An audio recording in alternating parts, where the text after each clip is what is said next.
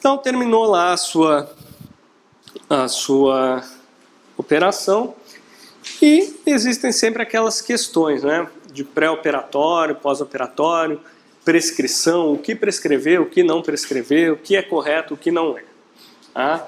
Quanto ao uso de antibiótico sistêmico para cirurgias rotineiras de terceiros molares inclusos, tá?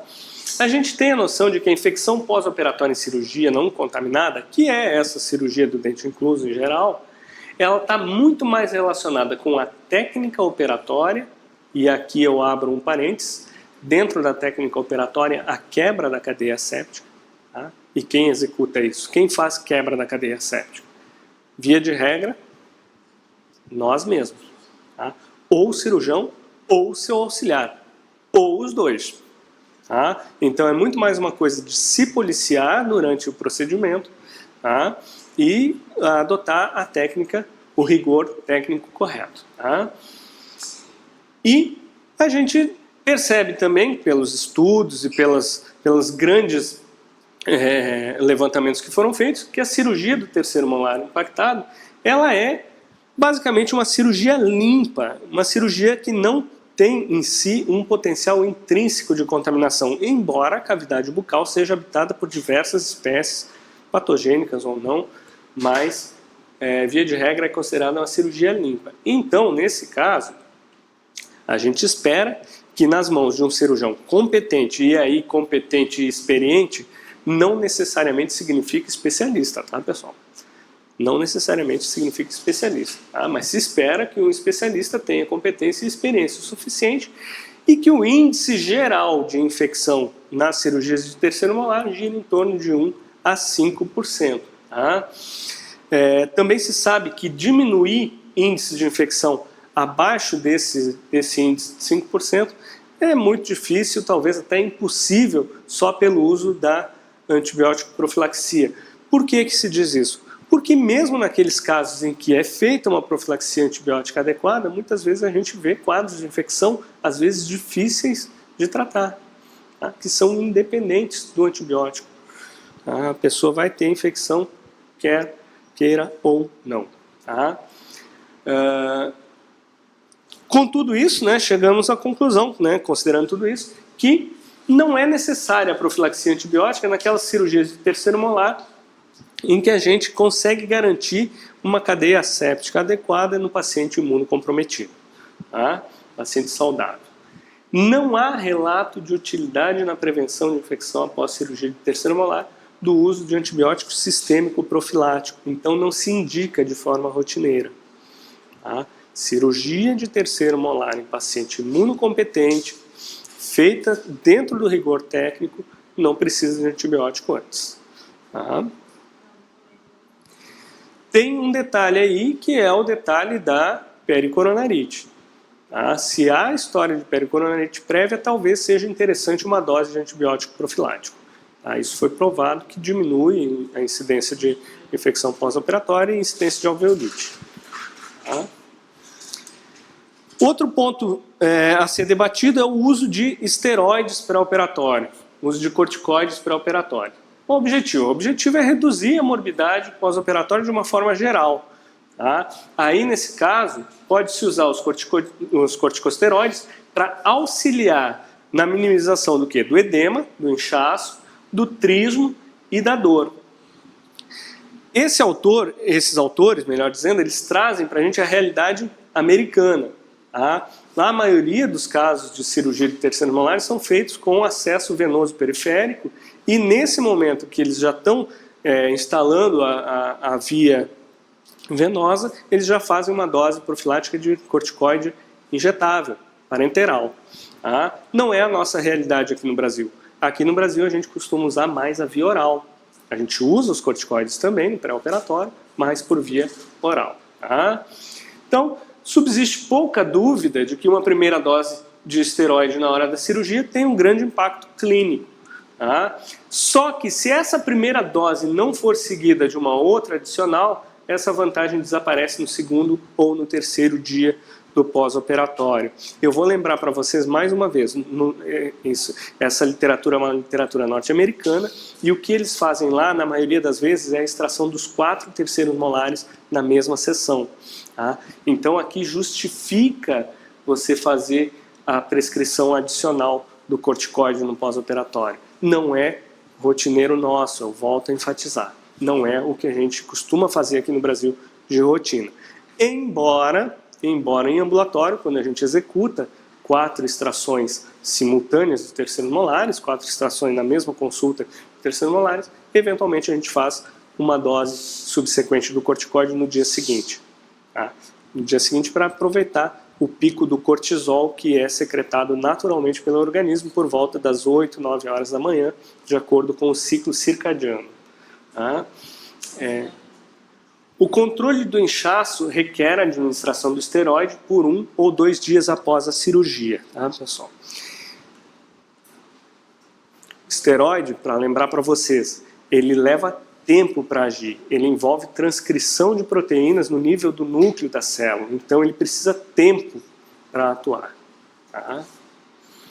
Os mais utilizados são a dexametasona e a metilprednisolona. Aqui eu chamo a atenção mais uma vez que essa literatura é estrangeira.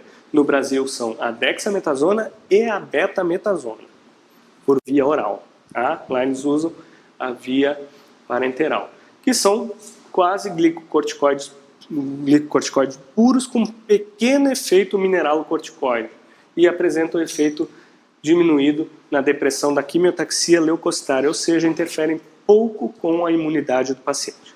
Tá? A dosagem comum da dexametasona é entre 4 e 12 miligramas, pouco antes da cirurgia. Aqui no Brasil a gente costuma utilizar entre 4 e 8 miligramas, 1 hora antes da cirurgia, e suspende logo que termina a operação, não faz uma dose suplementar, a menos que a cirurgia tenha sido trabalhosa ou extensa.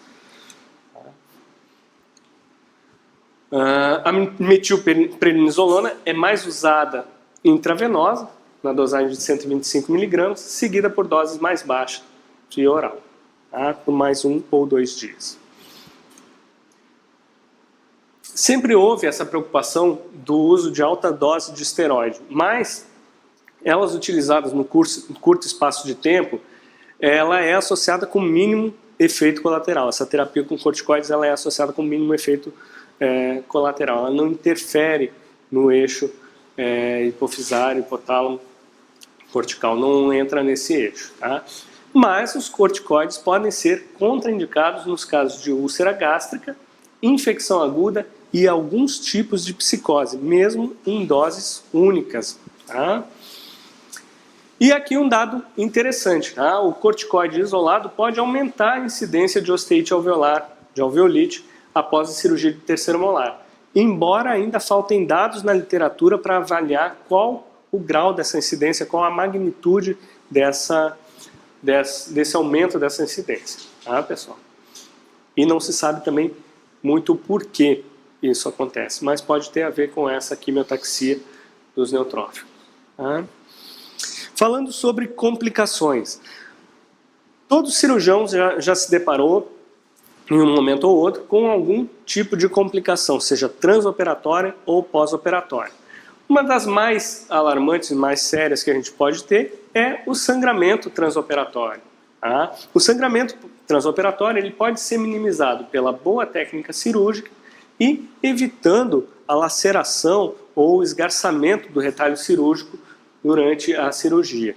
Tá? Aí não é só sangramento de tecido mole, tá, pessoal? Tecido ósseo também sangra e às vezes sangra bastante. Vasos intraósseos são mais difíceis de controlar. Tá? Quando um vaso é seccionado, esse sangramento deve ser estancado para prevenir uma hemorragia secundária após a cirurgia e a formação de um hematoma. Hematoma é uma coleção sanguínea, tá, que forma uma espécie de um tumor na área lesada. Tá? Equimose não. Equimose é quando o sangue se difunde pela tela subcutânea. Tá? O modo mais eficaz de realizar uma hemostasia é colocar uma compressa úmida diretamente sobre o local da cirurgia e pressionar levemente por alguns minutos. A gente pode colocar uma compressa dobrada sobre o alvéolo sangrante e pedir ao paciente para que morda levemente sobre essa compressa. Isso geralmente resolve o problema do sangramento na maioria dos casos. Tá? Nos casos em que a hemostasia é difícil, a gente pode lançar mão de o quê? Suturas excedentes, fazer mais pontos de sutura do que faria normalmente, tá? E a colocação de alguma substância hemostática na cavidade alveolar. Pode ser a trombina, numa pequena esponja gelatinosa absorvível, e colocado delicadamente dentro do alvéolo, favorece a hemostasia. Tá?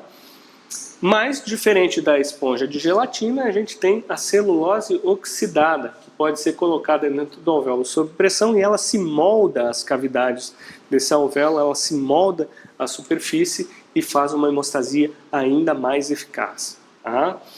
Em algumas situações, o colágeno microfibrilar pode ser utilizado para promover o tampão plaquetário. A única dificuldade do colágeno microfibrilar é o seu alto custo.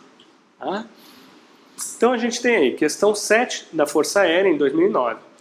Qual a técnica de hemostasia indicada para hemorragias intraósseas após a remoção de dentes inclusos? Então a gente vai ter aí 4 alternativas. A alternativa A, pinçamento e ligadura. É uma alternativa válida, pessoal?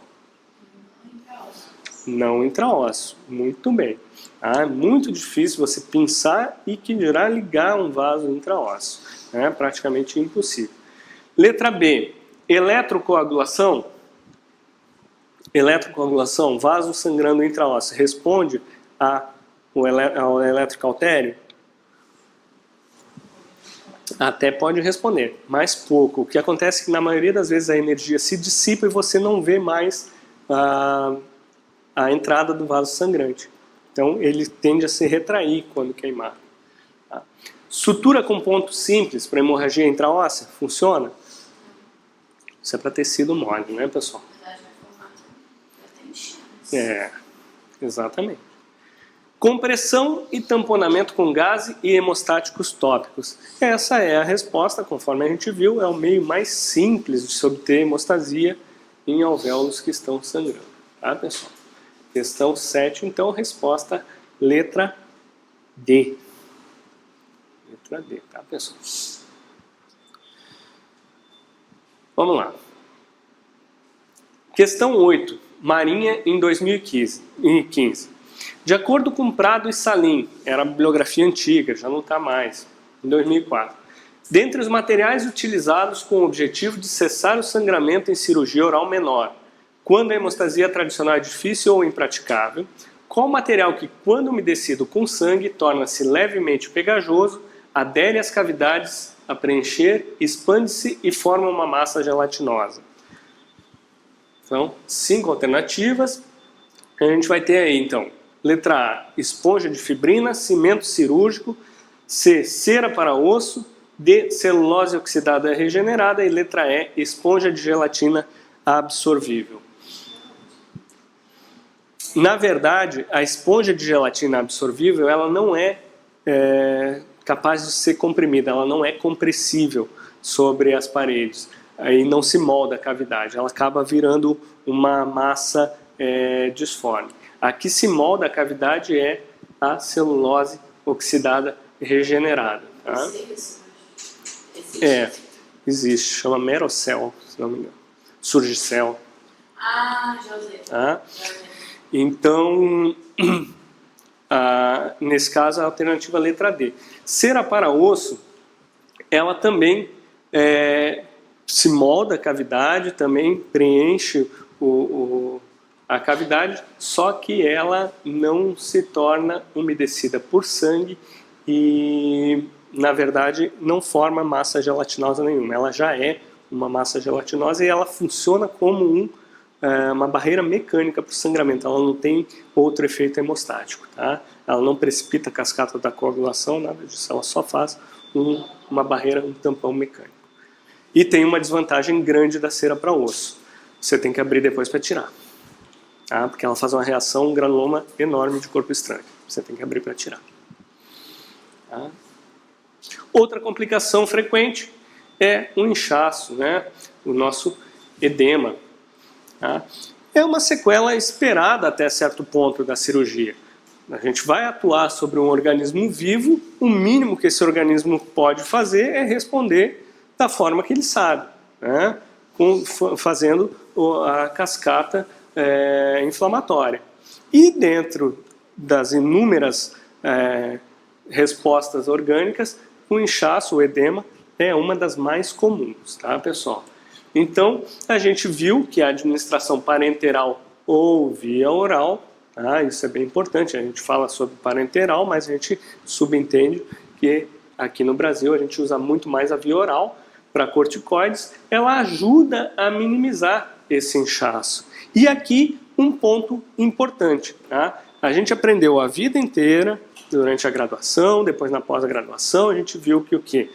Recomenda ao paciente alimento frio ou gelado e aplicação de quê? De compressa gelada na face. Isso não atua tanto quanto a gente pensava sobre a instalação do inchaço.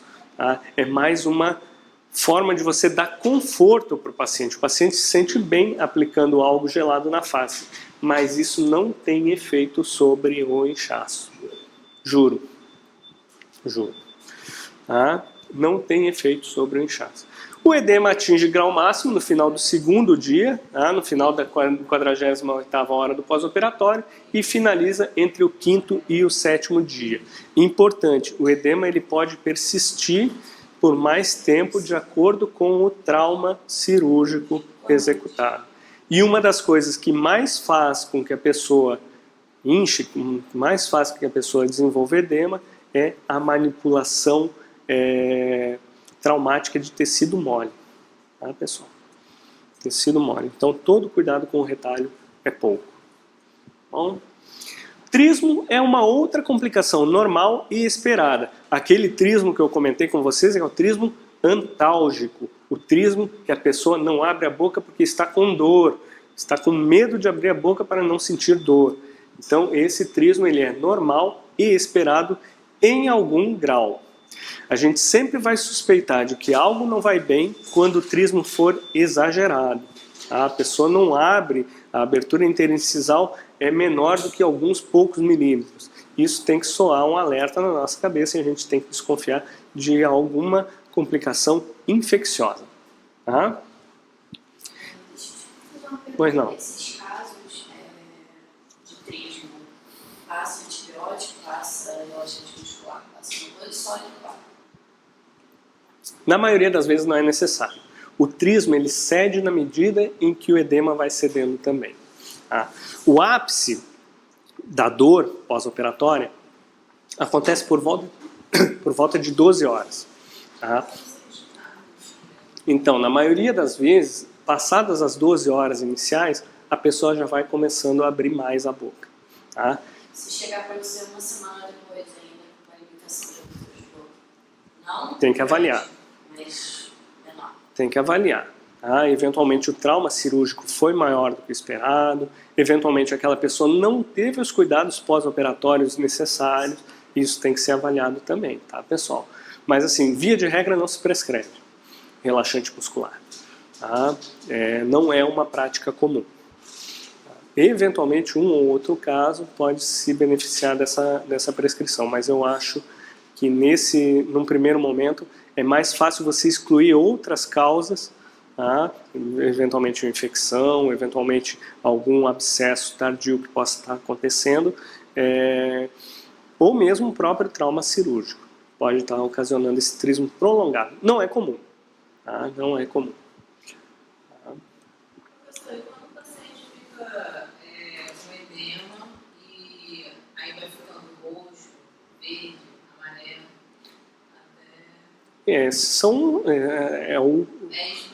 é o curso normal, vamos dizer assim, da reabsorção do hematoma, da equimose. Né? Vai passando por essas fases de degradação do pigmento, na verdade.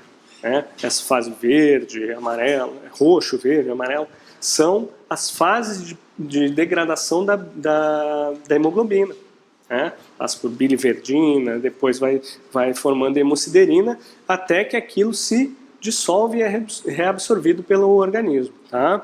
É uma complicação mais feia do que grave. tá? Um hematoma. Tá?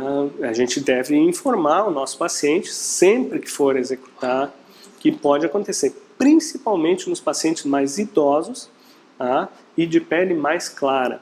Por quê? Porque fica mais evidente. O paciente idoso ele tem a tela subcutânea mais frouxa, então existe a tendência daquele hematoma, daquela equimose se disseminar, às vezes descendo até a altura da clavícula. Então, nesses casos, a gente deve orientar o nosso paciente. Olha, eventualmente pode ser que apareça uma mancha roxa, isso não apresenta nenhuma gravidade, é uma complicação mais estética que tende a se resolver entre 7 e 14 dias. Tá? Não está indicada a aplicação de compressa quente, compressa úmida, nada disso. Tá? Dor. A dor começa quando o efeito da anestesia local diminui. Essa é uma das justificativas para a gente utilizar um regime analgésico antes da intervenção cirúrgica. E o corticoide auxilia nisso também, tá, pessoal? Como eu comentei, a intensidade máxima acontece nas primeiras 12 horas, e aí a gente prescreve um medicamento analgésico também, mais frequente nessas primeiras 12 horas. Tá? E esses analgésicos comuns podem ser as combinações do AAS ou paracetamol barra codeína. Codeína a gente viu na aula passada que é um analgésico de ação. Quem estava na aula passada? Ação central. Tá? É um opioide. Tá, pessoal? E os anti-inflamatórios não esteroidais. Por que aqui não apareceu a dipirona? Por que não apareceu a dipirona? Mais uma vez eu volto a lembrar. Essa literatura é uma literatura norte-americana. Nos Estados Unidos você quase não encontra dipirona. É muito difícil você encontrar. Tá? Mas é um excelente analgésico. E a gente usa muito aqui no Brasil com muita eficiência. E os anos de uso comprovam a sua utilidade. Tá? Então a gente pode utilizar aí a dipirona, mas para efeito de prova, né? Eu acho difícil que eles vão fazer alguma pergunta de farmacologia baseada nesse livro, mas eventualmente, tá? Tem outros livros melhores para perguntar farmacologia, tá, pessoal? Aqui, isso. Aqui tem um dado interessante, ó. Mulheres podem ser mais sensíveis à dor pós-operatória do que os homens. E isso pode justificar... polêmico, tá? Polêmico, tá? Mas pode justificar mais analgésico nessa população, tá, pessoal? O determinante mais importante na intensidade da dor, a gente já havia comentado, é a duração da cirurgia, né? A duração, o trauma cirúrgico em si, a manipulação dos tecidos moles podem ser importantes aí na determinação da intensidade da dor pós-operatória, tá bom, pessoal? Isso não é verdade. Isso não é verdade. A complicação de infecção, a gente já comentou, é uma complicação incomum, uma incidência muito baixa, a infecção pós-operatória, entre 1,7 a 2,7. E a maioria delas, a metade delas, melhor dizendo, são abscessos subperiosteais, que ocorrem entre 2 a 4 semanas após a cirurgia. Ou seja, você já fez o controle pós-operatório, você já removeu as suturas do seu paciente, ele volta dali a 3, 4 semanas com um quadro de edema localizado e alguma drenagem de secreção purulenta. Você vai examinar esse paciente, quando você espreme, quando você aperta a área da operação, sai pus daquela área. Isso é um abscesso subperiosteal. Muitos chamam também de abscesso tardio ou abscesso frio. Tá? Esses abscessos eles respondem muito bem ao desbridamento cirúrgico e a drenagem e irrigação com solução salina sem a necessidade de prescrição antibiótica, tá, pessoal? Geralmente o que causa esses abscessos subperiosteais são aqueles restos de tecido ósseo cortado durante a ostectomia e resíduos, fragmentos de dente que ficam embaixo do periósteo quando a gente não irriga e não aspira, não faz a toalete adequada do alvéolo após a cirurgia, tá, pessoal? Então, por isso é importante irrigar e aspirar com critério, com cuidado, removendo todos os resíduos de osso e dente que possam ter permanecido sob o periósteo. Tá, pessoal?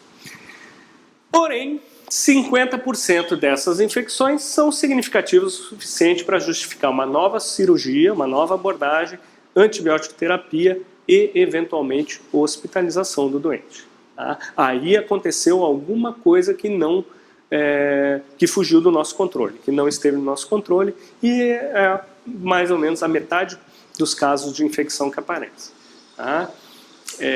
Esses casos se apresentam na primeira semana, tá? De meio a 1% das vezes. Essa é uma taxa aceitável, tá, pessoal?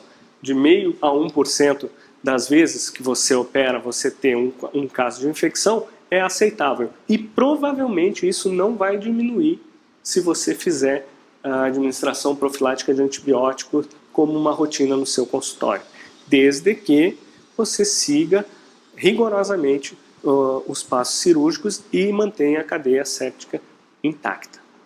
Tá? Existe a necessidade de manter a cadeia séptica.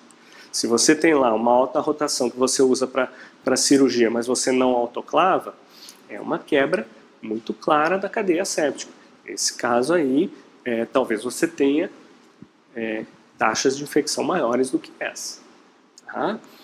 Não é justificável isso, tá, pessoal? Hoje em dia a gente tem tecnologia para isso, é possível esterilizar peças de mão de forma adequada em autoclave, então não há justificativa para quebras da asepsia. Vou passar antibiótico mesmo, então eu posso fazer assim, dessa forma. Não é justificável, tá, pessoal? É negligência. Tá? Outra complicação importante e que a gente deve discutir, porque isso vem em prova, é a fratura dentária. Nesse caso a gente vai comentar sobre fraturas de raízes, fragmentos de raízes. Tá? É um dos problemas mais frequentes em cirurgia dentoalveolar. Tá? Eventualmente essas raízes podem ser deslocadas para o espaço submandibular ou deslocadas para dentro do canal mandibular, canal do nervo alveolar inferior, ou mesmo para dentro do seio maxilar. E elas devem ser recuperadas quando isso for viável, quando isso for possível. Tá? Raízes não infectadas podem ser deixadas no seu local desde que elas estejam livres de patologia, sem complicações. Tá? A gente tem critérios para o abandono de fragmentos radiculares. Então, anotem aí quais são esses critérios.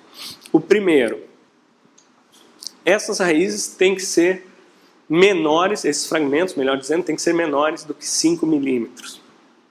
Menores do que 5 milímetros. Segundo critério, esses fragmentos devem estar livres de qualquer patologia.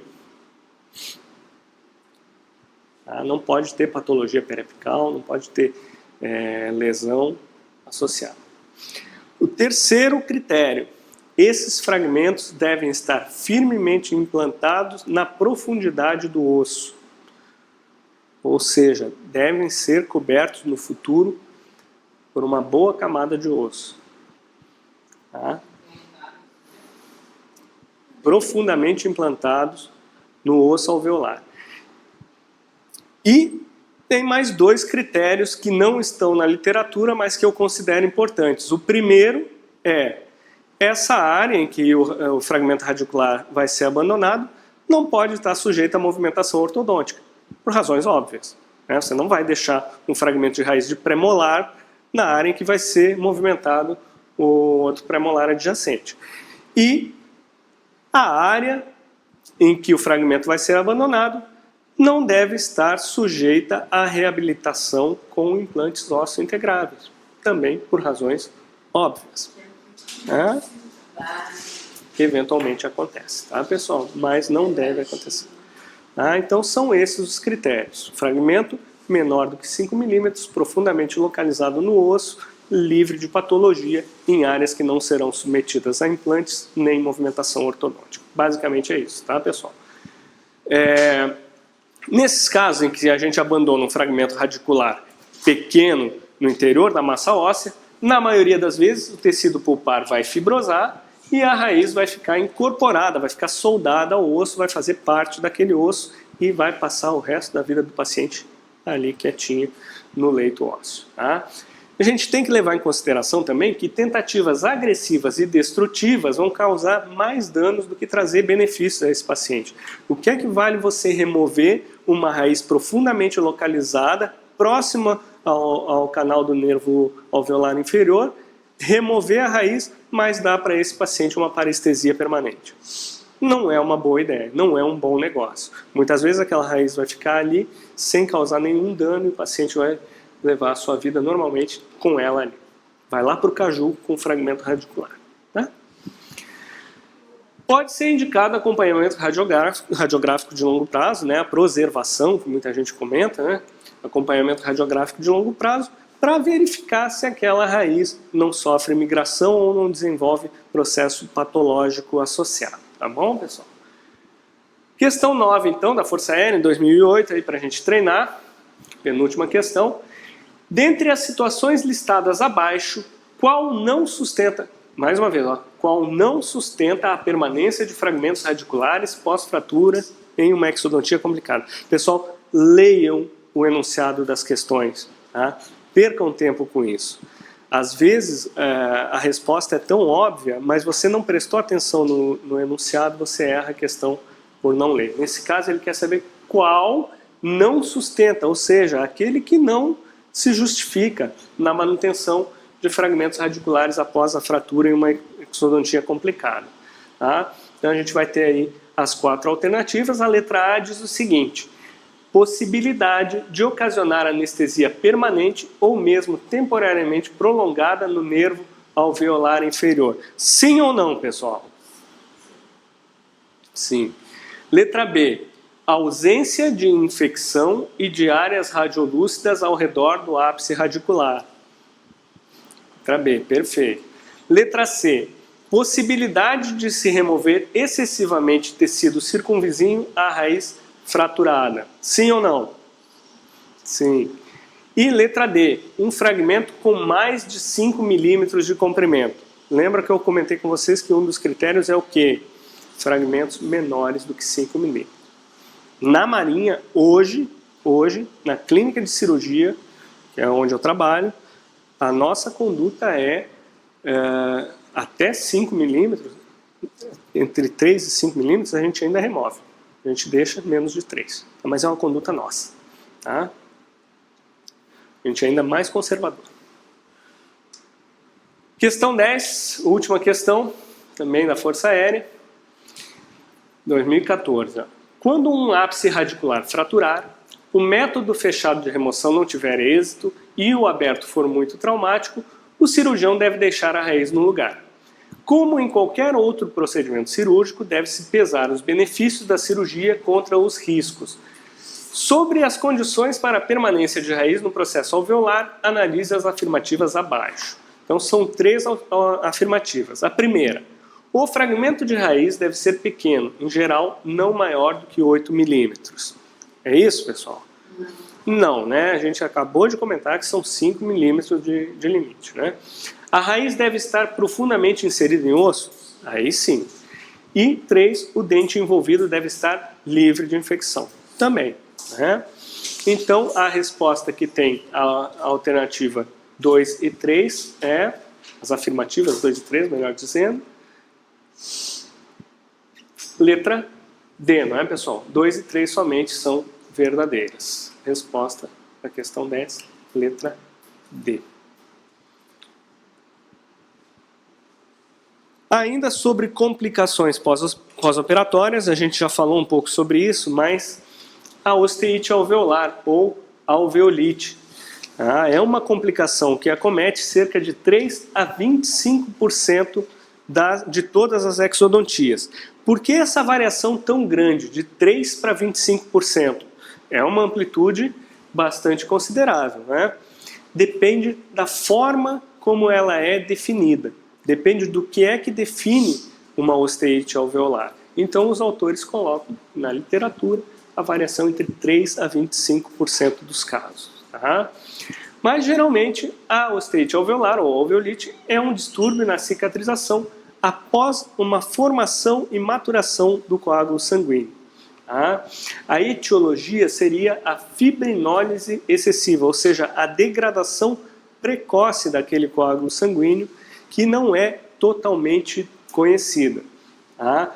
Não se conhece a etiologia completamente, mas se supõe que as bactérias têm um papel importante nessa degradação precoce do coágulo formado sobre o alvéolo. Tá? Existem alguns fatores que alteram a incidência de osteite alveolar ou alveolite. Um deles é o uso de antimicrobianos. E aí entram tanto o enxaguatório bucal com clorexidina, quanto os antimicrobianos inseridos, colocados no interior do alvéolo. Tá? A gente também percebe, em alguns casos, que antibióticos administrados pré-operatoriamente tendem a diminuir a incidência de osteite alveolar. Tá? O tratamento geralmente é o debridamento mecânico suave e a abundante irrigação com soro fisiológico. Tá? Além disso, o bochecho com clorexidina, uma semana antes da cirurgia, irrigar a ferida com soro fisiológico e uma esponja, uma gaze com tetraciclina colocada no alvéolo, bem como a própria lavagem com clorexidina por mais uma semana, tendem a diminuir essa complicação. Tá? E são medidas que podem ser utilizadas em vez do antibiótico profilático. Tá? É muito mais fácil você lavar a ferida com clorexidina e indicar o bochecho do que dar um antibiótico profilático para o seu paciente. O objetivo do tratamento da osteite alveolar é aliviar a dor, porque a principal característica é uma dor muito forte que o paciente sente entre o 4º e 5º dia do pós-operatório. Tá, pessoal? Nesses casos, quando o paciente tem dor muito forte, a gente pode, além de irrigar o alvéolo e debridar, colocar um curativo no interior do alvéolo à base de eugenol. E esse curativo deve ser trocado por vários dias, no início e depois menos frequentemente até que a sintomatologia desapareça. Tá? Essa osteite alveolar dura entre 3 e 5 dias, embora possam existir pessoas que apresentem osteite alveolar com sintomatologia que varia entre 10 até 14 dias, casos mais sérios. Tá? Complicações comuns também são lesões em nervo. E aí os nervos mais afetados são o lingual, o alveolar inferior e alguns ramos da terceira divisão do nervo trigêmeo. Tá, pessoal? Pois não. O osteite alveolar também não está muito ligado à higiene do paciente? Não se encontrou uma correlação positiva entre a higiene do paciente e a osteite alveolar. Pois é, a gente observa o quê? Que mesmo pacientes que têm higiene bucal muito ruim, às vezes não desenvolvem alveolite, osteite alveolar. E outros pacientes que têm uma higiene escrupulosa desenvolvem osteite alveolar. O que acontece? Como existe uma degradação precoce do coágulo, algumas pessoas são mais suscetíveis a esse tipo de complicação. Um exemplo claro, paciente fumante. O fumante ele tem 2 fatores que contribuem para a osteite alveolar. O primeiro é o hábito de sucção, que por si só tende a deslocar o coágulo. E o segundo é que o fumo faz uma vasoconstrição, portanto leva menos fatores de coagulação para a área e isso pode facilitar a degradação do coágulo. Um outro grupo de pacientes que é suscetível à osteite alveolar, mulheres em uso de contraceptivo. Aí tanto faz, oral ou injetável. Tá? É um grupo de pacientes que não se sabe por que está mais sujeito a osteite alveolar. Então, se suspeita que é uma desordem, algumas pessoas têm alguma desordem intrínseca que favoreça isso. Além, claro, da contaminação bacteriana que precipita esse tipo de complicação. Tá? Mas a higiene não é um fator determinante. A higiene, sim, é um fator determinante para a infecção. Tá? Quanto maior a carga microbiana, maior a possibilidade de você ter infecção. Tá? Então eu achei que a alveolite fosse um caso de infecção, tipo assim, fosse uma complicação da infecção. Não, a alveolite, vou voltar, tá, pessoal? Ela, muito mais do que uma infecção, ela é, aqui ó, um distúrbio na cicatrização após a formação do coágulo. Fibrinólise excessiva. mais do que infecção, embora as bactérias possam desempenhar um papel importante ainda a ser esclarecido. Tá? Ainda a ser esclarecido. Alguns autores postulam que bactérias não comuns nessa área produzam metabólitos que favoreçam a fibrinólise. E aí estaria uma das possíveis etiologias da ostite alveolar. Tá? Voltando então para a lesão dos nervos, o nervo lingual é o mais frequentemente lesionado quando a gente descola o retalho do tecido mole intempestivamente na área lingual. Tá? Então todo o respeito deve ser dado à parte lingual do retalho. E o nervo alveolar inferior quando as raízes do dente são manipuladas e removidas do alvéolo. Nem sempre a gente faz uma secção completa da bainha nervosa. Às vezes a simples compressão do nervo é suficiente para causar algum grau de alteração sensorial, tá, pessoal? A incidência geral de lesão nervosa, geralmente aceita, é entre 3%. Tá? E desses 3%, apenas uma minoria vai evoluir para uma parestesia permanente. Tá? Então, é mínima a incidência de lesão permanente em nervo. E acontecendo, né, aqui a gente vê um diagrama que mostra, aqui o número 6 é o nervo lingual. Repara como ele desce justaposto à cortical lingual e é muito facilmente lesado, ou ele ou um dos seus ramos, no momento do descolamento do retalho nessa área ou de uma ostectomia intempestiva. Esse é outro motivo pelo qual a odontosecção de um terceiro molar ela só vai até 2/3 ou 3/4 da distância vestíbulo-lingual e não toda a coroa. Você fratura, exatamente, para não atravessar e não correr o risco de lesar o feixe do nervo lingual nessa área. Tá, pessoal? Então esse diagrama mostra bem. Mas nos casos em que as parestesias são permanentes, né, é necessário o tratamento multidisciplinar. Eventualmente esses pacientes devem ser encaminhados para um neurologista ou um neurocirurgião para ter um tratamento mais adequado. Tá, pessoal? Tem algumas coisas que levam a gente a suspeitar da proximidade da íntima relação de contato entre a raiz do dente e o nervo alveolar inferior. Uma delas é o aparente estreitamento do canal alveolar inferior à medida que ele atravessa a raiz, ou se observa uma grave dilaceração dessa raiz logo quando chega próximo do canal. Isso leva a gente a suspeitar de que haja um contato muito íntimo entre essas estruturas. Tá? Mas o mais importante aqui são os desvios do caminho do canal. Um canal que vem seguindo o seu trajeto e abruptamente sofre um desvio. Tá? Ou o escurecimento do ápice da raiz na altura do canal. Isso indica que a raiz está dentro do canal mandibular. Tá, pessoal? Além disso, a interrupção da linha branca radiopaca do canal, quando a gente observa uma radiografia panorâmica, ela é muito sugestiva de que essa raiz esteja dentro do canal mandibular. Tá? No caso de a gente perceber essas alterações, deve-se tomar precauções extraordinárias. Por exemplo, aumentar o número de odontosecções, tirar o dente em pedaços em maior número de fragmentos. Tá? E a gente tem aí um capítulo de complicações raras. Que complicações raras seriam essas? Por exemplo, um terceiro molar deslocado para dentro da fossa infratemporal. Isso pode acontecer naqueles terceiros molares superiores altos, ou então com pouca raiz formada, ou então aqueles terceiros molares superiores altos, posteriormente localizados e com pouca raiz formada, em que seja difícil de colocar um afastador fazendo um batente posterior para que evite esse deslocamento. No caso de acontecer o deslocamento do dente para a fossa infratemporal, a gente tenta manipular o dente novamente de volta para o alvéolo com pressão externa na região temporal do paciente.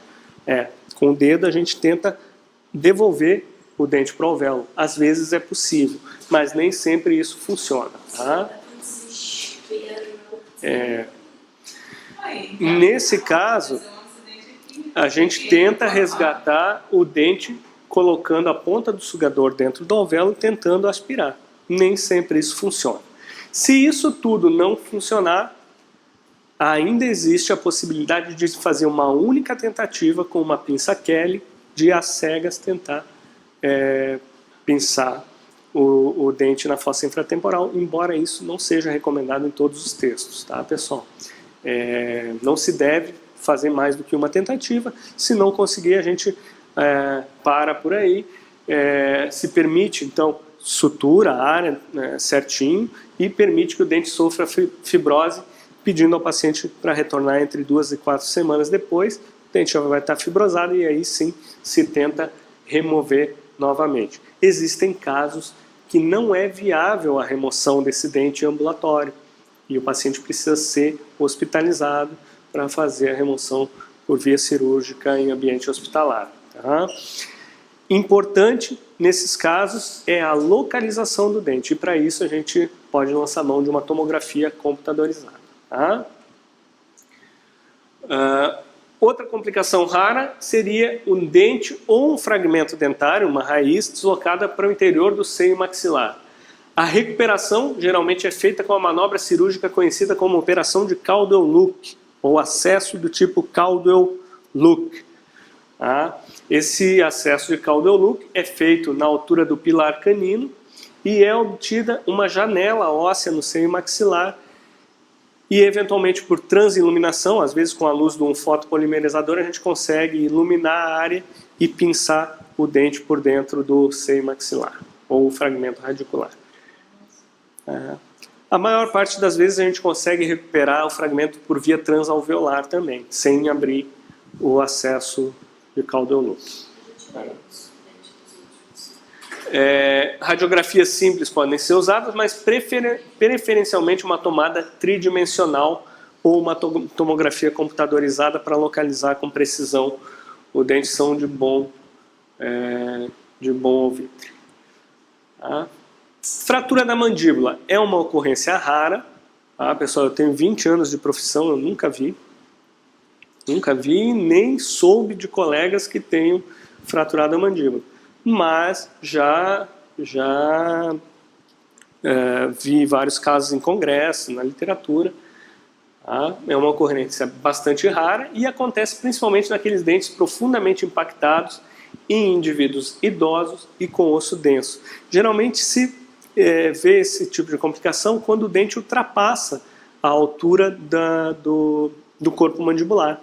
Tá? O dente ocupa todo o espaço do corpo mandibular.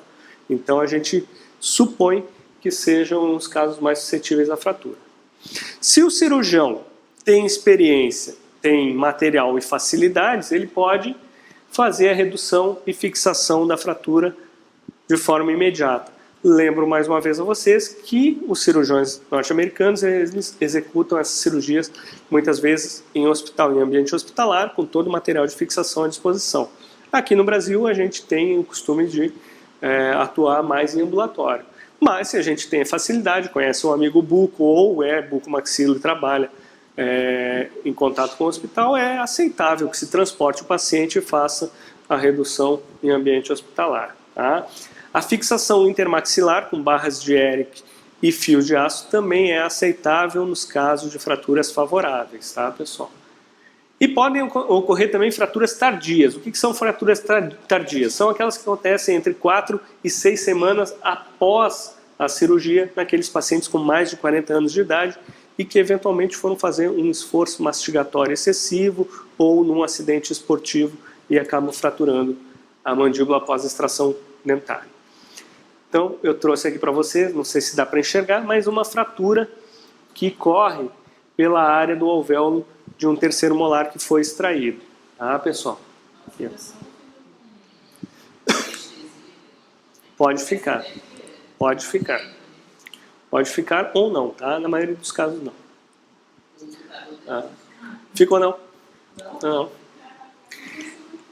E aqui os métodos de fixação. Então, pessoal, as placas, parafusos, utilizados mais rotineiramente, e a fixação intermaxilar com barras de Erick e elásticos ou fios de aço intermaxilares. Tá bom, pessoal? Uma outra preocupação com extrações de terceiros molares é sobre a cicatrização periodontal. Como é que se processa isso e em que influência tem a extração dos sisos? Naqueles pacientes com menos de 19 anos, a gente observa que a remoção de dentes completamente impactados não causa comprometimento no grau de inserção ou na profundidade de bolsa. Então, pacientes com 19 anos, com menos de 19 anos, não tem impacto significativo quando o dente terceiro molar é removido na cicatrização periodontal. E essa cicatrização, ela continua ocorrendo a longo prazo por mais 4 anos depois da extração de forma progressiva, tá, pessoal? Já no momento da remoção, o cirurgião pode tentar fazer uma tentativa de debridar aquela área distal do segundo molar, na tentativa de criar algum leito em que o osso volte a se formar nessa área. Mas isso não tem um resultado garantido e nem é algo que possa ser mensurado, tá, pessoal? Muitos estudos mostraram que o uso de técnicas de regeneração óssea nesses alvéolos de terceiro molares extraídos não é justificado. Hoje em dia não existe evidência científica suficiente que sustente você colocar enxertos ósseos, membranas, substitutos ósseos ou implantes ósseos nessas áreas com o intuito de melhorar a cicatrização periodontal. Simplesmente não é conclusivo, tá, pessoal? Então, se perguntarem na prova lá, hoje em dia não é justificado o uso de enxertos ósseos em alvéolos de extração de terceiros molares, pelo menos não com o intuito de melhorar a cicatrização periodontal. Tá? Resumindo, a cicatrização periodontal ela é claramente melhor quando o dente é removido antes de ele ficar exposto na boca, ou seja, impacções ósseas completas são melhores. Tá? Antes que ele consiga reabsorver o osso, antes que ele tenha tempo de reabsorver o osso na distal do segundo molar e quando o paciente é o mais jovem possível. Se fala muitas vezes assim, mas você removeu o dente incluso, removeu o terceiro molar incluso e ficou com uma bolsa periodontal. Não, gente, não ficou com a bolsa periodontal. A bolsa periodontal já estava ali em função do terceiro molar que estava ocupando aquele espaço. Então você remove o dente para dar saúde para aquele periodonto e não ocasionar manutenção do estado de doença periodontal. Tá? Não é a remoção do siso que causa a bolsa. Tá? A bolsa já está lá. Bom, pessoal? E uma consideração aí sobre cicatrização periodontal é que a remoção de um terceiro molar totalmente impactado e assintomático em pacientes mais velhos, e aí mais velhos é acima de 35 anos, tá, pessoal? Resulta numa profundidade de bolsa que pode ser significativa e potencial perda do osso nessa região posterior do segundo molar. Então, eventualmente, não é uma boa ideia se remover dentes nessa faixa etária da população, principalmente se não estiverem sintomáticos. Tá? Talvez seja mais prudente, mais inteligente fazer a preservação, o controle a longo prazo. Tá, pessoal? Boa sorte para vocês mais uma vez. Eu espero que o edital abra ainda nessa semana. Mas se não abrir, a gente vai continuar estudando, né? Tem mais duas. Mas eu estou falando, vamos continuar estudando porque a Marinha precisa de vocês.